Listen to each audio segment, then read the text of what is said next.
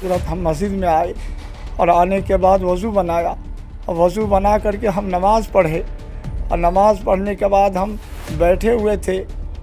उसके बाद वो चंद गैर मुस्लिम आए और हमको बहुत बाहर निकाल करके हमको डंडे डंडे मारा और मार के घसीट करके हमको बाहर निकाल दिया। दोस्तों, मैं फ़ख्र आलम फ़ारूकी हूँ। ये वीडियो देखिए ज़रा आप। इस वीडियो में एक मस्जिद के इमाम साहब है। इमाम साहब आरोप लगा रहे हैं कि जब वो नमाज पढ़ाने गए तो उनके साथ मारपीट की गई, दुर्व्यवहार किया गया। आखिर ऐसा क्यों किया गया दोस्तों? आखिर क्या गलती थी इस इमाम साहब की? इस पर भी बात करेंगे दोस्तों, लेकिन उससे पहले ये वीडियो देखिए और दर्द समझिए कि किस तरह से एक इमाम साहब जो तकरीबन 70 वर्ष के हैं, उनके साथ मारपीट की गई है। बड़ा आरोप लगा रहे हैं इमाम साहब, उनके साथ दुर्व्यवहार किया गया है। और लगातार जो वहाँ का माहौल है दोस्तों, जहाँ नमाज़ पढ़ाने गए थे, मैं बताऊँगा, पूरी जानकारी दूँगा। वहाँ पर कहीं से भी ये नहीं लग रहा है कि वहाँ पर जो है माहौल ठीक ठाक है। पहले ये वीडियो देखिए। कुछ घटना वहाँ हो गया बदिया टोला घनश्यामपुर में, सारे बस्ती के लोग भाग गए।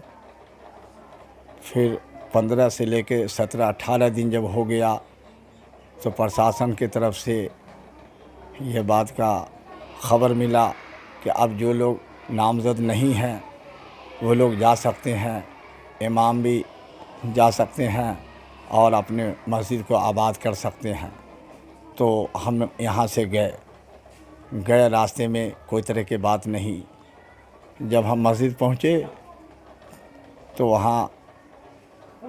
वहाँ से मस्जिद का गेट खोल करके देखा मस्जिद के सब चीज़, और उसके बाद हम बाहर निकले तो हम सोचा कि ज़रा देख लें कहाँ कौन हालात यहाँ पर है बस्ती का।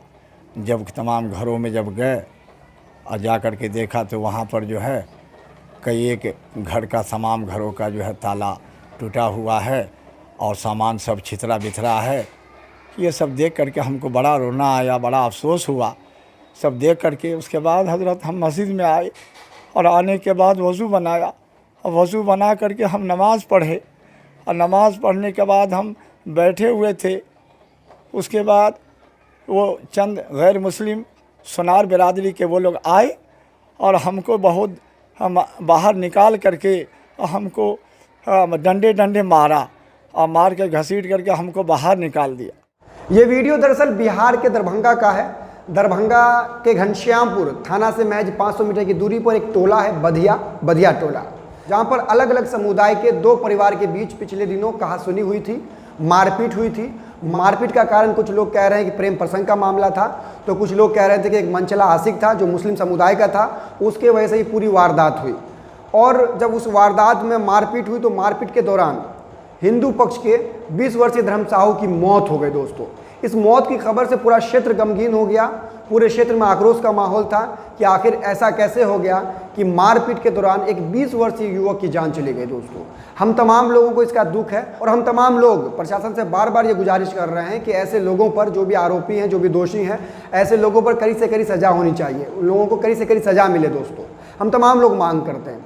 लेकिन इसके बावजूद जो वहाँ से खबर निकल कर आ रही है दोस्तों, जो भी सूत्र बता रहे हैं, जो भी तस्वीरें सामने हैं, जो भी वीडियो सामने हैं दोस्तों, उससे ये खबर मिल रही है कि वहाँ पर रह रहे तमाम जो मुस्लिम समुदाय के लोग थे, चाहे वो दोषी हो या निर्दोष हो, तमाम लोग डर के मारे दर दर भटक रहे हैं, अपने घर को छोड़े हुए हैं, अपने मवेशियों को छोड़े हुए हैं और दर दर भटक रहे हैं ये डर से कि कहीं वो वापस आवे अपने घर में तो उनके साथ कहीं अनहोनी ना हो जाए। इस डर से वो भागे हुए हैं, क्योंकि जब उस युवक की मौत की खबर मिली थी वहाँ के लोगों को, तो वहाँ का माहौल जो है बिगड़ गया था। और माहौल ऐसा बिगड़ा कि आपको मैं प्रूफ देता हूँ। यह अखबार देखिए, अखबार का हेडलाइन पढ़िए। अखबार लिखता है कि उपद्रवियों ने वहाँ पर उपद्रव मचाया था और उसी वक्त जो मुख्य आरोपी इस मामले का, उसके घर को आग के हवाले कर दिया था दोस्तों। तो इन तमाम चीज़ों को देखते हुए जो भी निर्दोष लोग थे वहाँ पर, वो उन लोगों को भी अपनी जान माल और इज़्ज़त की परवाह करते हुए घर को छोड़कर कहीं और दर दर भटकना पड़ रहा है दोस्तों। तो अभी तक 20 दिन होने को जा रहा है दोस्तों, अभी तक वो मोहल्ला, वो गांव कह लें, मुस्लिम समुदाय से खाली है। वहाँ डर का माहौल है, भय का माहौल है दोस्तों। और इसके बाद जब वहाँ वीरान परी मस्जिद को आबाद करने के मकसद से ये इमाम साहब वहाँ नमाज़ पढ़ने और पढ़ाने गए थे, तो उनके साथ क्या व्यवहार किया गया वो वीडियो में इमाम साहब बता रहे हैं। और इमाम साहब ये भी बता रहे हैं कि मामले को तकरीबन 20 दिन हो चुका था और प्रशासन ये कह रही थी कि जो भी निर्दोष लोग हैं वो वहाँ जाकर रह सकते हैं। जब ये बात इमाम साहब को मालूम पड़ती तो इमाम साहब चाहते हैं कि भाई हम वीरान पड़ी मस्जिद को आबाद करें, और नमाज पढ़ने और पढ़ाने की मकसद से इमाम साहब उस गांव को जाते हैं, उस मस्जिद में जाते हैं और नमाज पढ़ते हैं। क्योंकि वहाँ पर डर से कोई मुस्लिम समुदाय के लोग आ नहीं रहे हैं, लेकिन मस्जिद वीरान पड़ी थी, तो मस्जिद को आबाद करने के मकसद से इमाम साहब वहाँ गए थे।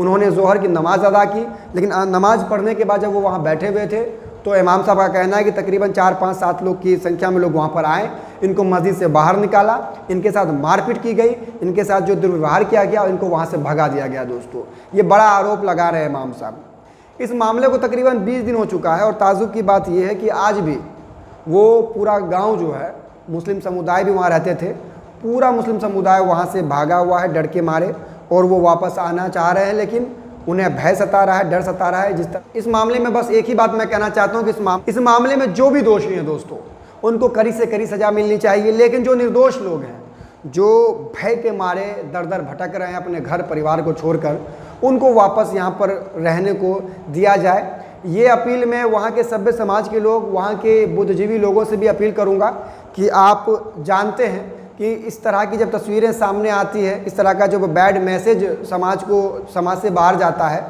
तो समाज की बदनामी होती है, गांव की बदनामी होती है, ज़िले की बदनामी होती है। तो इन तमाम चीज़ों को देखते हुए जो भी वहाँ पर बुद्धिजीवी समाज के लोग हैं, जो भी सभ्य समाज के लोग हैं, वो कम से कम जो निर्दोष लोग हैं उनको वहाँ रहने में कोऑपरेट किया जाए, उनको सहयोग किया जाए, ताकि जो निर्दोष लोग हैं वो वापस वहाँ रह सके, अपने जीवन यापन को दोबारा सुचारू रूप से चालू कर सके। दोस्तों,